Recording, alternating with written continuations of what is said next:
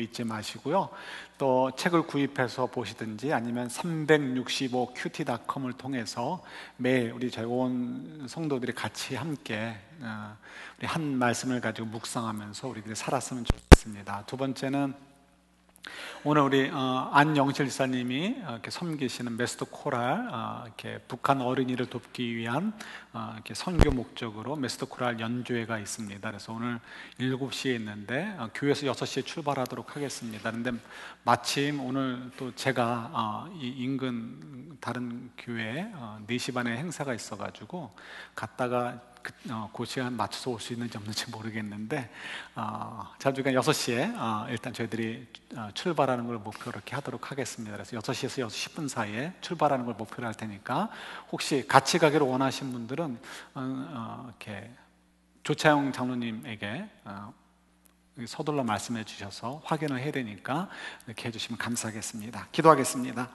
주님, 저희들이 주의 말씀을 받기를 원합니다. 말씀하여 주시고 그 하나님의 그 신비로운 것들을 저희들이 깨달아 살도록 은총을 내려 주옵소서. 예수님 이름으로 기도드립니다. 아멘. 여러분, 오늘 말씀은 굉장히 부담스럽습니다. 뭐라고요? 7번만 용서해주면 되겠습니까? 라고 물으니까 70번에 7번 용서해줘 라고 얘기하십니다. 참 부담스럽지 않습니까? 우리가 흔히 그런 얘기를 하는 분들을 좀 만날 수 있지 않습니까? 나는 성격이 분명해가지고요 3번까지는 기회를 주는데 3번 넘어가면 그 다음에 끝입니다. 자신 있게 우리들이 얘기를 하잖아요. 그런 분들이 종종 있습니다. 그런 우리들이 이런 말씀을 보면 나의 세상과 역시 그 주님의 세상은 다르구나. 그러니까 나는 나대로 살고 주님은 주님대로 살다가 천국에서 만나요? 이렇게 우리도 모르게 그렇게 되는 것이 우리들이 아닐까 싶습니다. 그죠? 그러나 이제 주님께서는 말씀하시는데 좀 더 살펴보겠지만 그런 세상은 없다라고 얘기하십니다. 우리가 하나님 안에 있어서 70번에 7번까지 용서해주는 그 길을 가든지 난 3번만 하고 그 다음 끝이야 라고 떠들다가 저 멀리 떠나든지 둘 중에 하나밖에 없다라고 말씀하시는 거죠. 자, 중요한 것은 이 말씀이 또 한 번 우리들에게 주님 너무 우리에 대한 기대가 크십니다라고 얘기해 드리고 싶은 그런 부담감일까 하는 것을 좀 생각해 보았으면 좋겠습니다. 재밌는 것은 요 바로 위에 보면 주님께서 굉장히 무서운 얘기도 말씀하십니다. 공동체 안에서 문제를 일으키는 사람이 있으면 어떻게 하라고요? 처음에 혼자 가서 얘기하라는 거예요. 권면하라. 근데 말을 안 들으면 그 다음에 2-3 사람이 가서 권면해라. 그래도 말을 안 들으면 마지막으로 가서 권면하되 그때도 말을 안 들으면 어떡하라고요? 쫓아내라. 보호하기 위해서, 전부를 보호하기 위해서. 여기서 3번이 나온 건가 싶기도 해요. 굉장히 우리가 성경적으로 사는 것 같아요, 그렇죠?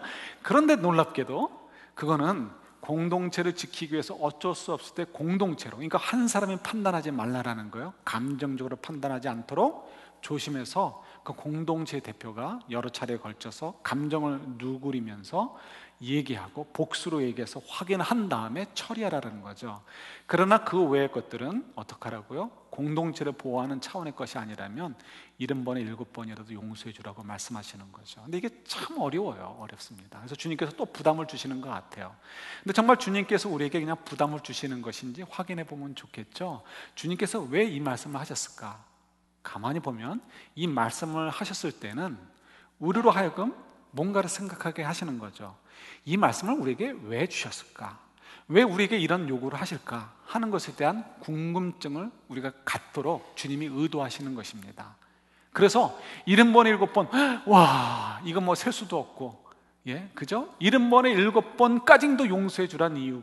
그 왜 도대체 예수님께서 왜 그런 말씀을 하셨을까를 우리가 생각해 본다면 주님께서 이 말씀하신 의미를 우리가 좀 확인해 볼 수 있을 것 같아요. 그러면 이것이 좀 다르게 우리에게 다가오지 않을까 싶습니다. 어떻게 좀 더 이해하면 좋을까요? 바로 그 다음 이야기를 보면 우리가 조금 더 이해할 수 있는 것 같습니다. 바로 뒷이야기 23절부터 35절까지 보면 한 비유가 나오죠. 무슨 비유가 나오죠? 용서받지 못한 종의 비유가 나옵니다. 용서받지 못한 종의 비유.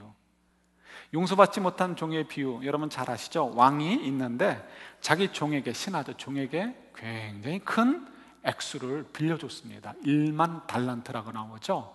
근데 그 액수를 빌려줬는데 앞만 봐도 갚을 능력이 되지 않습니다. 그래서 용서를 해줍니다. 용서를 해주고 끝났는데 이 종이 신나가지고 가다가 자기 동료, 친구를 만나게 되었습니다. 근데 그 친구는 자기한테 얼마를 빌렸다고요? 100데나리온을 빌렸습니다. 그러면 1만 달란트 이제 얘기할게요. 가 얼마나 큰지를 얘기할 텐데 그 큰 액수를 용서받았으면 100데나리온 정도는 넉넉하게 용서해 줘야 되죠. 그런데 용서해 주지 않았습니다. 그래서 그 동료를 감옥에다 가다 두는 그런 이제 형태를 취하게 되는 거죠. 그 사실을 안 임금님이 화가 나가지고 자기가 용서해주고 탕감해줬던 종을 붙잡아다가 감옥소에 집어넣습니다. 이 은혜를 알지 못하는 놈아 라고 하면서 혼을 내시는 거죠. 자, 여기서 예수님께서 우리에게 주목하게 하시는 것이 두 가지가 있는 것 같아요. 하나는 결과죠. 우리도 그 은혜에 합당한 삶을 살지 못하면 그 은혜가 취소되듯이 우리가 그 은혜에 들어가지 못한다라고 얘기해 주고 계시고요. 두 번째는 이게 이제 우리가 오늘 나누려는 내용입니다. 더 중요한 내용인데 그것은 뭐냐면 크기의 비교입니다. 크기의 비교. 이건 주님께서 고로 우리가 보기를 원하시는 거죠. 여러분 100데나리온은 얼만큼이나 될까요? 100데나리온은 오늘날로 얘기하면 액수로 얘기하지 않겠습니다. 그냥 표현으로 한다면 사람이 일용직에 나가서 벌 수 있는, 하루 일해서 벌 수 있는 돈을 이야기합니다. 그래서 이 데나리온이 그렇고요. 그러니까 100데나리온 그러면 100일 동안 일해서 벌 수 있는 돈의 액수를 얘기합니다. 그것이 얼마일지 계산 안 하셔도 됩니다. 왜냐하면 그 다음에 1만 달란트가 있기 때문에 그렇습니다. 그러면 1만 달란트는 얼마일까요? 1만 달란트는 굉장히 큰 돈입니다. 역시 일용직에 나가서 일해서 하루에 벌 수 있는 돈으로 환산을 한다면 6천만 일, 6천만 데이스, 그러니까 엄청나게 일해야 벌 수 있는 돈이 바로 1만 달란트입니다. 그러니까 1만 달란트라는 것은 정말 그야말로 상상할 수 없는 금액이죠. 실제로 예수님 당시에도 그 예수님의 사시던 유대 땅, 팔레스타인 땅에 있는 돈을 다 합쳐도 그 돈이 되지 않습니다. 그때 당시에 애굽, 이집트가 있죠. 이집트가 비록 인류 국가에서는 밀려나서 2.5 그룹 정도의 나라, 그 2.5류 정도의 나라로 전락했지만 그래도 이집트는 이집트입니다. 근데 그때 당시에 그 거대한 나라 이집트의 1년 동안 이렇게 돈이 오가는 그 모든 돈을 합친 돈이 1만 달란트 정도 됐다고 합니다. 그러니까 지금 예수님께서 하시는 말씀은 팔레스타인 땅에서는 어느 누구도 만져볼 수도 없고 볼 수도 없고 상상할 수도 없는 엄청난 금액인 거죠. 그래서 말도 안 되는 액수를 지금 예수님께서 말씀하시는 것입니다. 왜 말씀하셨을까요? 뭘 주목하도록 하기 위해서? 1만 달란트에 주목하도록 하기 위해서입니다. 그 얘기는 뭐냐면 지금 이 종이 용서받은 것이 얼마나 큰지, 그 은혜가 얼마나 큰지를 알고 살아야 되는데 알지 못하면 그런 삶을 살지 못해서 결국 그 주어진 것까지도 빼앗기는 상황에 놓이게 된다는 것을 알려주기 위하신 거죠. 그러니까 우리가 오늘은 포커스를 한 군데만 맞춘다면 두 개의 비교를 해보는 거예요. 우리가 70번 7번 용서해 주는 것은 100데나리온이라고 생각한다면 그것도 작은 거 아니에요. 큰 것입니다. 그러나 우리가 용서받은 것을 생각한다면 뭐라고? 6천만 데이 동안 일해서 이렇게 얻을 수 있는 돈을 용서받은 것이니까 이건 말할 수 없이 큰 것이구나 하는 것을 알기를 원하신다는 것이죠. 그렇다면 그 사실을 안다면 우리가 왜 100데나리온 빌려준 사람들을 용서하지 못하겠느냐라고 말씀하고 계십니다. 그죠? 우리가 1만 달란트, 6천만 일일 동안 일해서 벌 수 있는 양의 만큼을 용서받았다면, 사랑으로 받았다면 왜 100일만큼의 양에 대한 것들을 용서하고 사랑을 베푸지 못하겠느냐? 근데 이게 잘 이해가 되지 않을 것 같습니다. 그러나 우리가 조금만 눈을 이렇게 돌려보면 그렇지 않다는 것을 알 수 있습니다. 여러분, 우리는 얼만큼 하나님으로부터 용서받으면 될까요? 나이가 먹어갈수록 이게 이제 어떻게 되는지 모르겠습니다. 영적으로도 동물 털갈이 하듯이 저도 영적인 털갈이를 하는 때인지 모르겠는데요, 한 작년부터 올해 계속해서 그동안 받아왔던 사랑들, 그 은혜들이 굉장히 많이 기억이 납니다. 그래서 내가 왜 그때 이분의 사랑을 좀 더 깨닫지 못했을까, 이분의 은혜를 좀 더 깨닫지 못했을까 해서 굉장히 참 이렇게 후회되는 것이 많이 있습니다. 그것만이 아니고요, 또 제가 지은 죄들이 그렇게 자꾸 보여요. 근데 전에도 보였는데 지금은 그것이 더 생생하게 보이고 더 크게 보이고요. 그리고 어떤 것들은 정말 아쉬운 거, 내가 조금 더 잘했으면 좋았을 텐데, 내가 조금 더 노력했으면 좋았을 텐데, 내가 조금 더 이렇게 베풀었으면 좋았을 텐데 하는 그런 아쉬움과 안타까운 일들도 너무 많이 있는 거예요. 근데 이런 것들은 저도 기억을 해야 기억이 날 만큼 너무 많은 거고요. 그리고 모르고 지나가는 것들이 많이 있습니다. 여러분들은 더 저에 대해서 알지 못하겠죠. 그런데 누구는 아시는 거죠? 하나님은 아시는 거죠. 저보다도 하나님은 더 잘 아시는 거죠. 저는 지금 이게 얼마나 큰 사랑인지 모르고 지나갔는데 하나님은 아시는 거죠. 저는 이것이 얼마나 큰 실수였는지를 모르고 지나갔는데 하나님은 아시는 거죠. 그러니까 제가 알든 모르든 하나님은 모든 것을 아시는 분이에요. 그런데 만약에 하나님께서 그것들을 용서해 주지 않으셨으면 제가 이 자리에 살아남을 수 있겠습니까? 아니죠. 저는 벌써 죽어서 심판을 받았을 것 같아요. 받았을 것 같아요가 아니고 받았죠. 끝난 거죠. 저만이겠습니까? 여러분들도 마찬가지죠. 과거만 그렇겠습니까? 그러지 않죠. 오늘도 마찬가지입니다. 여러분, 오늘 아침에 일어나서 몇 시간 살으셨습니까? 6시에 일어나신 분은 6시간 사셨을 것이고 9시에 일어난 분은 3시간 살으셨습니다. 요 몇 시간 동안에도 여러분들 하나님께 몇 번 정도 용서받았다고 생각하십니까? 우리 조금만 생각해 보면요, 그 몇 시간 동안에도 내가 원치 않는 것을 생각하고 있는 나의 모습, 그런 것들 발견할 수 있죠. 조금 전에 우리 첫 찬양할 때 얘기 나눴지만 아침에 일어나야 되는데 애들이 일어나지 않아요. 그러면 저희도 모르게 예배 늦으면 안 되는데 하면서 묵 하면서 우리도 모르게 그죠? 그 감정이 올라오는 것들, 주를 위한 감정이라고 얘기할지 모르지만 아니요, 우리가 사랑이 부족한 거예요. 아침에 일어나서 배우자끼리 가족끼리 서로 웃으면서 상냥하게 하루를 시작하면 좋은데 좋은 말이 나오지 않았을 때, 정말 애티튜드가 정말 이게 부드럽지 못했을 때, 그때 우리가 어때요? 또 기분이 상한단 말이죠. 이렇게 사는 것이 우리들이에요. 오늘 하루 운전하고 오면서도 우리도 모르게 또 하는 경우도 있었을 것이고, 이런 모든 것들을 주님이 다 아신단 말이죠. 그리고 주님께서 오늘 몇 시간 동안 사는 동안에도 우리를 얼만큼 용서해 주셨습니까? 내일은 달라질까요? 모레는 달라질까요? 그렇지 않죠. 우리가 신앙이 깊어지면 깊어질수록 우리는 더 주님을 알아가게 되죠. 주님을 알아가면 알아갈수록 주님의 그 영광으로 나의 모습을 비춰보게 되죠. 그렇게 되면 그전에는 내가 칼로 누구를 찔렀을 때만 이게 죄다라고 생각했는데 이제는 누구에 대해서 섭섭한 마음, 미워하고 욕하는 것이 아니고요, 조금 섭섭한 마음을 갖는 것조차도 이거 정말 깨름직하구나, 이거 정말 주님이 기뻐하실 일이 아니구나 하는 것을 발견하게 되죠. 그 사도 바울이 고백한 대로 신앙이 깊어지면 깊어질수록 뭐가 돼요?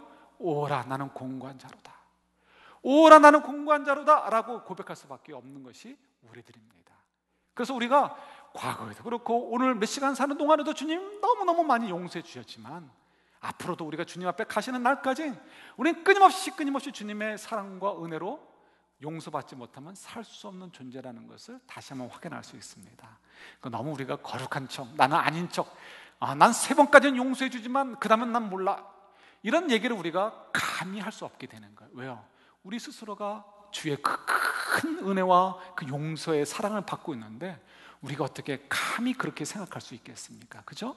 주님께서 지금 말씀하시는 것은 그걸 말씀하고 계시는 거예요.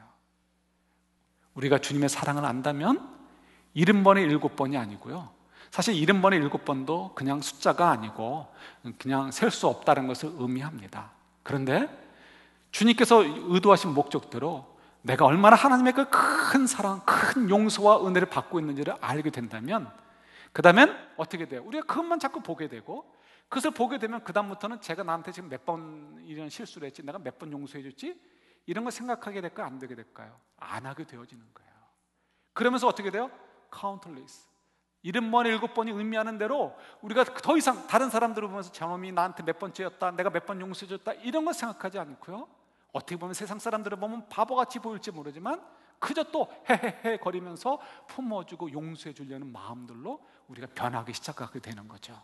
우리가 그렇다고 해서 10점 만점에 10점을 이루는 건 아닙니다. 그러나 우리가 한 부분 한 부분에서 계속해서 점점 그런 모양들로 변화되는 것이 우리들의 모습이다라고 알려주시죠. 이것이 오늘 70번 7번 용서해 주라는 말씀의 의미입니다. 다시 한번 말씀을 드려요.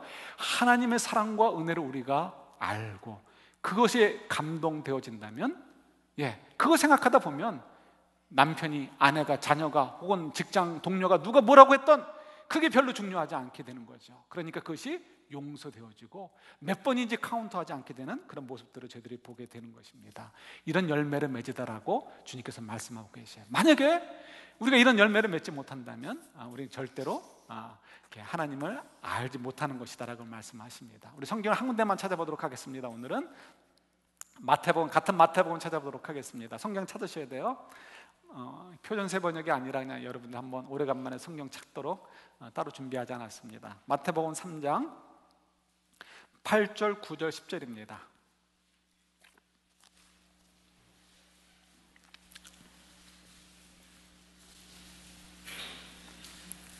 마태복음 3장 8절 9절 10절입니다. 같이 봤습니다. 그러므로 회개에 합당한 열매를 맺고 속으로 아브라함이 우리 조상이라고 생각하지 말라. 능히 이 돌들로도 아브라함의 자손이 되게 하시리라. 이미 도끼가 나무 뿌리에 놓였으니 좋은 열매를 맺지 아니하는 나무마다 찍혀 불에 던져지리라. 아멘.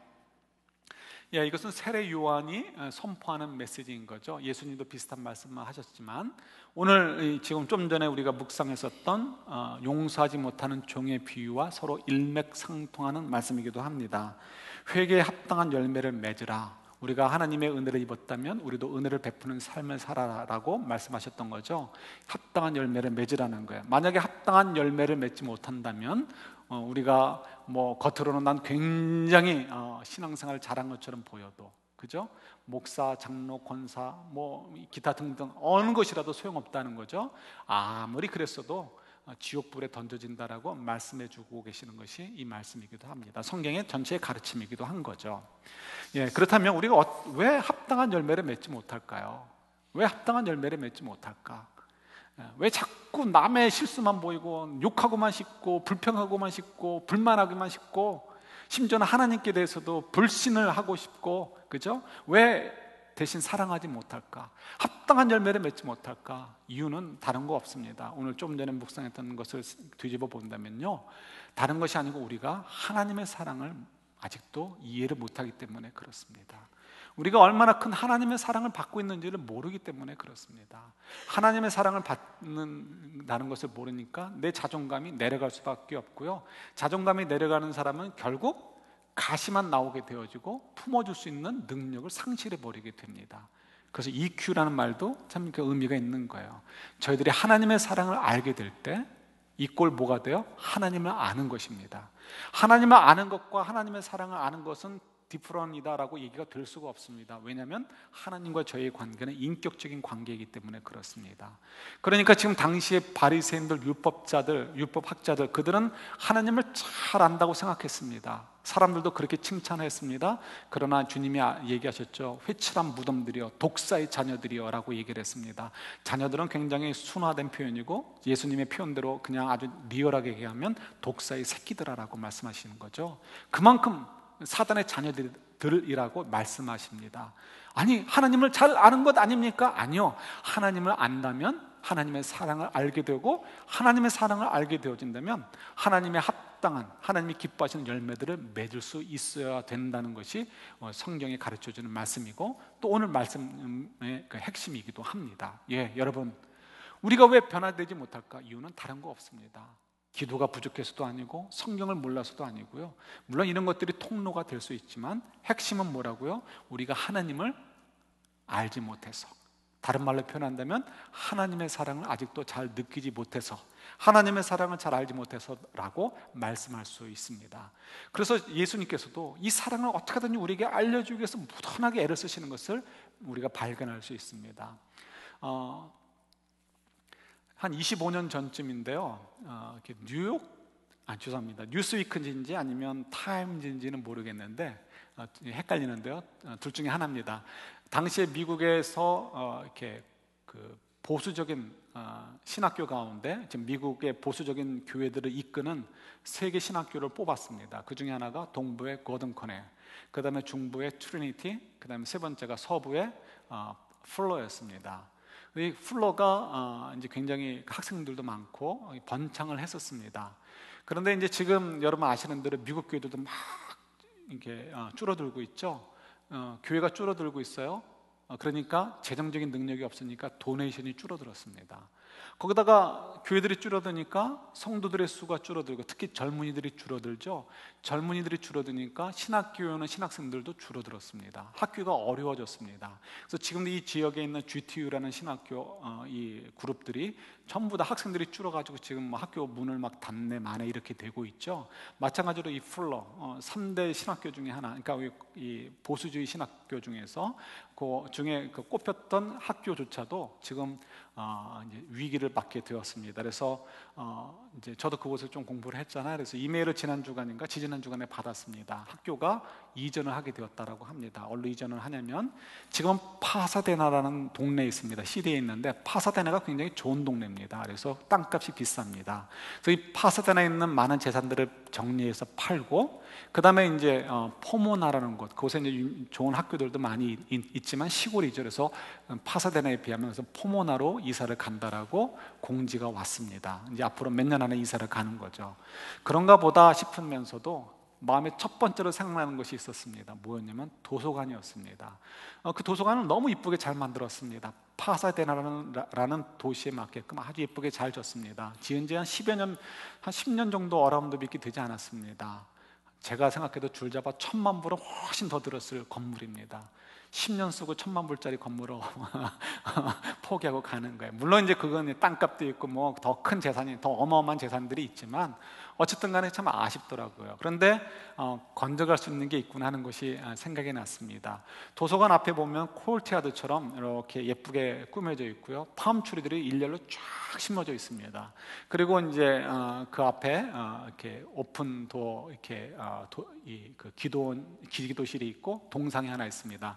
사진을 하나 준비했는데요, 이 사진을 보면서 좀 설명을 드리도록 할게요. 좀 뒷면으로 보이는 것이 좀 멀어서 잘 안 보이시겠지만 이렇게 자연 뭐 이렇게 그런 것인지 문이 없는, 도어가 없는 기도실입니다. 그래서 이 골목 같은 거를 따라서 들어가면은 거기에 이제 조그만 스몰 채플, 여기 한 5분의 1 정도 되는 사이즈의 스몰 채플이 예쁘장하게 있습니다. 바람이 불면 떨어져 있는 낙엽들이 안으로도 이렇게 들어와서 낙엽들도 있고 뭐 거미줄도 좀 있고 하지만 그런 자연 그 친화적인 것 속에서 하나님과 만남을 갖도록 하는 그런 독특한 구조의 기도실입니다. 그리고 그 앞에 있는 것이 동상인데요, 굉장히 아주 사실적으로 잘 만들어 놓았습니다. 얼마나 사실적으로 만들어 놨는지 당시에 노예들이 어땠을 것 같다는 생각이 저절로 들었습니다. 입고 있는 옷도 그렇고요, 앙상한 몸이지만 그러나 그 일을 많이 해서 발달되었을 그 진짜 그 근육들 있죠. 그냥 이렇게 해서 만든 머슬 말고 잔 근육들, 일을 해서 생기는 진짜 근육들이 있고요.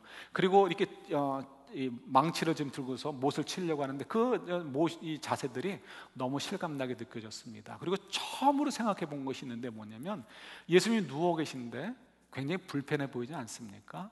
정말 예수님이 얼마나 불편하셨을까 그런 생각이 들었습니다. 그런데 이 불편함이 육체적으로 불편하고요, 그리고 이 망치가 이렇게 들려져서 내리치려고 할 때 예수님의 그 가슴이 얼마나 졸였을까라는 생각도 들어보기도 합니다. 예수님께서 불편하신 이 상황을 왜 견디셨어야 했을까? 요 직후에 바로 예수님께서 십자가에 이제 올라가셨죠. 못 받고 바로 올리셨으니까. 그리고 사람들이 막 조롱하죠. 마태복음 27장에 보면 조롱을 하는데 뭐라고 조롱합니까? 네가 유대인의 왕이라며 남은 구원하는데 너는 왜 못 구하나? 구원하냐? 내려와 봐라. 네가 하나님의 아들이면, 하나님의 사람이라면 하나님이 너를 구원해 주지 않으시겠느냐? 내려와 봐라라고 조롱을 합니다. 우리 같으면 웬만하면 내려올 것 같아요. 야, 내가 참는 것도 한도가 있다. 야, 너희들 너무 심하다. 이건 뭐 비교도 되지 않는 정말 벌레만도 못한 것들이 왕의 왕이신 예수님을 가지고 조롱하는 거, 이거 정말 이 말도 안 되는 것 같지 않습니까? 그러니까 우리 같은 실력이라면 내려올 것 같아요. 내려와가지고 천군 천사를 확 동원해가지고 그냥 보아라 나의 파워를 하면서 뭔가 보여줬을 것 같아요. 근데 예수님이 그렇게 안 하셨죠. 왜 그러셨을까요? 힘이 있는데 왜 안 하셨을까요? 이유가 있죠. 우리에게 사랑을 좀 알려주고 싶으신 거예요. 높은 보좌에 앉으셔서 내가 너희들을 구원했어. 내가 이제 너희들은 이제 더 이상 죄의 자녀들이 아니고 나의 자녀들이다라고 말씀하시고 끝났다면 우리가 뭐라고 얘기하겠습니까? 여전히 하나님의 사랑을 보여주십시오. 하나님이 우리를 사랑하십니까? 라고 우리가 하나님께 불평하지 않았겠습니까? 우리도 얼마든지 말로는 할 수 있습니다. 주님, 하나님, 우리도 얼마든지 말로는 할 수 있습니다. 우리도 높은 보좌에 앉혀 보여주십시오. 그러면 우리도 얼마든지 말로 좋은 일 할 수 있습니다 라고 얘기할 수 있을 것 같아요. 하나님이 우리의 마음을 아시는 거죠. 그러니까 일부러 예수님께서 이 땅에 내려오셔서 고난을 당하시고 고초를 당하시고 저는 불편하고 아주 굉장히 자존심 상하는 일들을 당하시면서도 그 자리를 피하지 않으신 이유가 거기에 있죠. 죽음까지도 맞이하신 이유, 내가 이만큼 너희들을 사랑한단다. 말로만 사랑하는 것이 아니고 실제로 너희들은 이만큼이나 내가 너를 사랑한다라고 보여주고 싶으신 거예요. 그래서 이 광경을 통해서, 이 역사적인 사실을 통해서 우리로 하여금 하나님은 말로만 사랑하시는 분이 아니야, 우리도 말로만 사랑해야지 하지 않고 실제로 예수님도 우리를 실제로 사랑해 주셨으니 우리도 실제로 사랑해야지라고 하도록 하기 위해서 예수님께서 이 땅에 오셨다는 것을 다시 한번 확인해 볼 수 있습니다. 그죠? 그래서 우리가 하나님의 사랑에 주목할 수 있어야 돼요. 우리가 무엇을 보느냐, 무엇을 생각하느냐에 따라서 보이는 것들이 다 달라지고 느낌이 다 달라질 수밖에 없습니다. 만약에 내가 중심이 돼가지고 내가 누군가에게 이만큼 했다, 이만큼 했다라고 생각한다면, 거기에 주목이 되어진다면요, 우리 절대로 70번에 7번 용서해 줄 수 없습니다. 3번 용서해 주는 것도 훌륭한 분들이라고 얘기할 수 있습니다. 그러나 만약에 우리가 나에게 초점을 맞추지 않고 나를 끊임없이 용서해 주시고 끊임없는 사랑으로 함께 해주시는 그 하나님께 초점을 맞추면 우리가 달라지게 되어지죠. 70번에 7번이 아니고 아까 말씀드렸듯이 countless, 이제 더 이상 저 사람이 나랑 몇 번이었다라는 것을 관심조차 갖지 않은 그런 상태로 우리가 변화될 수 있다는 것이 주님의 마음이세요. 그래서 우리로 하여금 주님께서 말씀하시는 거죠. 너희가 제발 하나님의 사랑이 얼마나 큰지를 너희들이 좀 알고 살았으면 좋겠다. 그것을 알도록 하기 위해서 우리에게 70번에 7번이나 용서해 주라라고 우리에게 유혹하고 계시는 것입니다. 우리가 그걸 보면서 놀라고 주저앉기 위함이 아니고, 놀란 다음에 왜 하나님께서 이 말씀을, 예수님께서 이런 요구를 우리에게 하실까 생각해 보고, 이래서였구나 라고 깨달아지기를 원하시죠. 그리고 깨달아진 다음에 어떻게 해요? 실제로 우리가 70번에 7번 용서해 주는 사람들로 조금씩 변화되어져 가는 것입니다. 몇 년 전에 한번 말씀을 드린 적이 있죠. 제가 3년 전인가요? 몬트레일을 방문했었죠. 몬트레일을 방문을 했었는데 그때 재밌는 얘기를 들었습니다. 17 마일스 그 안에 들어가면 대저택들이 많이 있습니다. 그 주인들이 굉장히 부자라고 합니다. 한 분이 그곳에서 일을 하시는데, 그 집에서 일을 하시는 거죠. 그 집 주인은 유명한 영화 배우입니다. 영화 배우 이름을 제가 잊어먹었어요. 클린트 이스트우드인지 누군지, 자주간 그 급입니다. 자주간 그 급인데 그분이 자주간 그 영화 배우가 한 번 결혼한 게 아니죠. 결혼을 몇 번 했습니다. 그리고 지금도 그때 당시에 그 집에는 또 다른 이제 아내가 있었습니다. 그래서 재미있는 것은 이분이 놀란 거죠. 1년에 몇 차례 패밀리 모임을 갔는데, 가정 모임을 갔는데, 그때 되면 사람들이, 자녀들이 막 몰려온다고 합니다. 뭐 유럽에서도 오고 전국에서 오는 거죠. 근데 엄마들은 다 다른 거죠. 엄마들이 이제 다른 아이들이 옵니다. 그러면서 지내는데, 더 재밌는 것은 아이들만 오는 게 아니고 전처들도 온다는 거예요. 아니, 헤어질 때는 왜 헤어졌겠습니까? 싸우고 더 이상 너 보기 싫어해서 헤이트하는 마음으로 헤어진 거 아닙니까? 미워하는 마음으로 헤어졌죠. 그런데 어떻게 헤어진 다음에 1년에 몇 차례씩 모임이 있을 때마다 모일까요? 모여가지고는 히히덕거리고 서로 맞춰주고 합니다. 이유가 궁금했는데, 처음에는 제가 그 얘기를 들으면서 역시 미국 사람들은 다르구나, 문화가 다르구나 이렇게 생각을 했습니다. 근데 그게 아니고요, 그분이 뭐가 많다고요? 돈이 많아요. 유산이 많잖아요. 자녀들도 부를 때 와야 유산이 보존이 되는 거예요. 그죠? 근데 유산을 자녀들에게만 주는 게 아니고 이혼한 전처들에게도 준단 말이죠.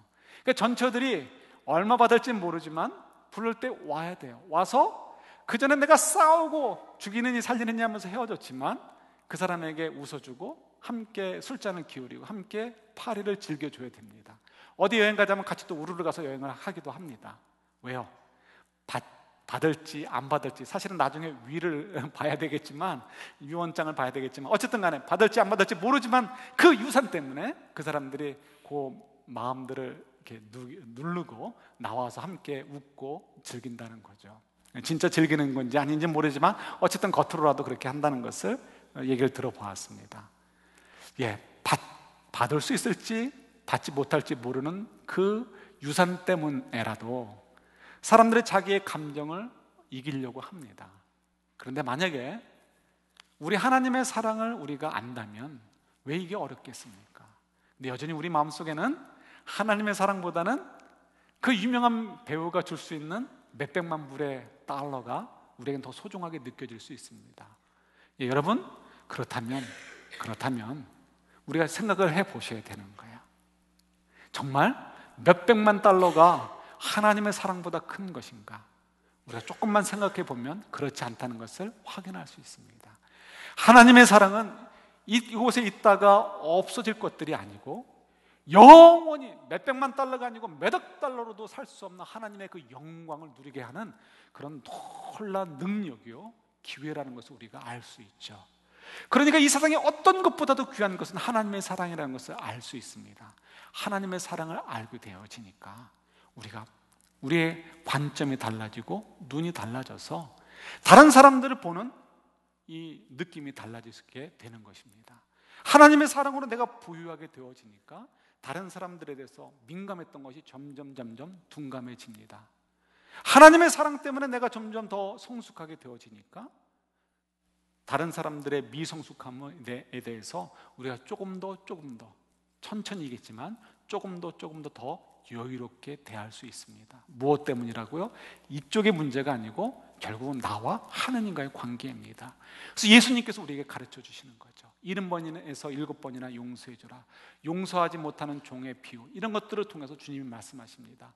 또 다른 부담을 가져라, 단순히 이게 아니고요, 왜 내가 너희들에게 부담스러운 얘기를 하겠니? 라고 말씀하시는 거죠. 이 아침에 그것을 들었으면 좋겠습니다. 그리고 우리가 이 한 주간 하나님의 사랑, 나를 향한 하나님의 사랑이 정말 그렇게 큰가 우리가 묵상해 보았으면 좋겠습니다. 나를 향한 하나님의 사랑이 그와 같이 놀라운가 한번 좀 묵상해 보았으면 좋겠습니다. 찾아보았으면 좋겠습니다. 성령께서 도와주실 것입니다. 그러면 우리가 하나님의 사랑 때문에 집중되어지다 보면 어느덧 이 세상은 동일한데 바뀌어 있다는 것을 발견할 수 있게 될 것입니다. 그런 놀라운 것들을 경험하게 되는 이 한 주간이 될 수 있기를 우리 주님의 이름으로 축원합니다. 아멘.